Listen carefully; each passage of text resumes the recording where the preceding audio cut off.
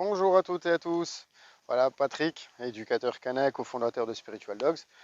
Aujourd'hui, petite vidéo sur tout ce qui est présentation de jeux extérieurs. C'est simplement pour que vous compreniez bien comment on va jouer avec son chien et avoir une évolution dans le jeu.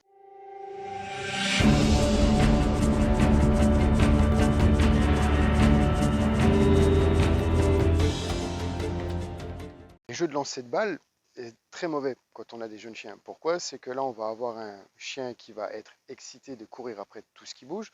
On va avoir un chien qui va monter un peu dans la montée d'excitation en tout. Et on aura un chien qui aura du mal à redescendre. Ok. Et ça, c'est ce qui permet de travailler aussi ce qu'on appelle des jeux de décroché. Maintenant, je vais vous montrer comment commencer. On va privilégier tout ce qui est forme de jeu de contact physique, c'est-à-dire des interactions. Il faut qu'on donne de la dopamine. La dopamine, c'est de l'hormone de plaisir, à ce que le chien revienne vers nous, à ce que le chien ait envie de rester vers nous, à ce que le chien ait envie de jouer avec nous et non pas seul, pour pouvoir prétendre à jouer avec ça. Il y a deux formes de jeu. Il y a ce qu'on appelle les tugs, ça ou tiens, fabrication artisanale, serpillère, morceau de scotch, très très bien. Et ce qu'on appelle les boudins.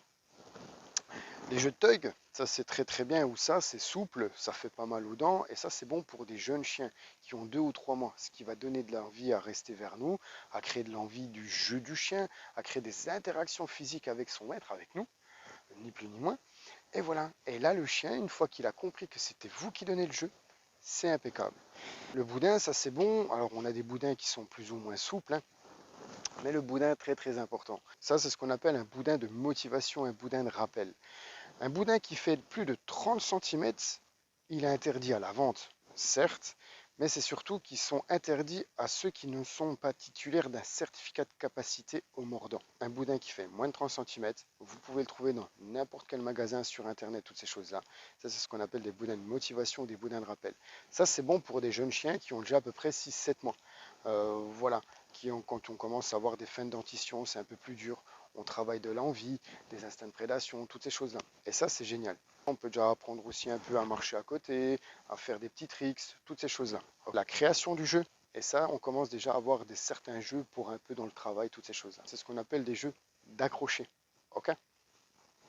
Et toujours avoir un jeu privilégié. Il ne faut pas les jeux comme ça. Si vous leur donnez, si vous les laissez au chien, automatiquement, ça perd de sa valeur. Et une fois que ça perd de sa valeur, ben, il va falloir retrouver autre chose pour que le chien ait envie. Alors, on répète, ça c'est des jeux pour des jeunes chiens, ça c'est des jeux pour des chiens qui ont déjà à peu près 6-7 mois. Ok? Toujours pour travailler ce qu'on appelle les jeux d'accrocher, les jeux d'envie. Aussi des autres jeux, ce qu'on appelle des jeux de semi-décroché.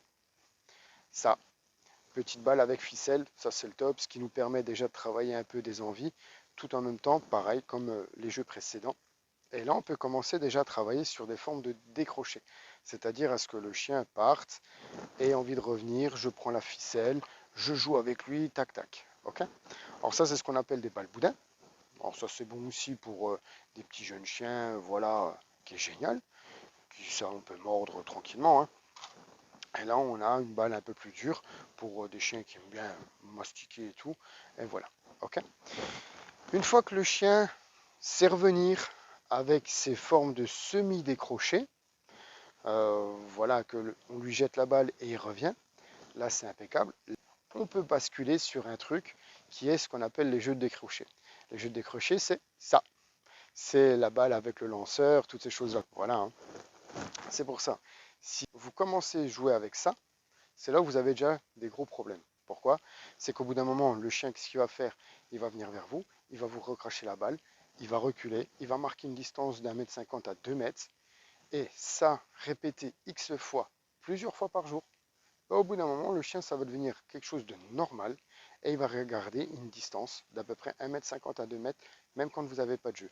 Et là, à ce moment-là, les ennuis avec le rappel commencent. Commencez déjà par des jeux de tug, de création d'envie, boudin, tout ça, avec les balles et ficelles pour pouvoir interagir avec son chien, pour finir avec ça. On est bien d'accord.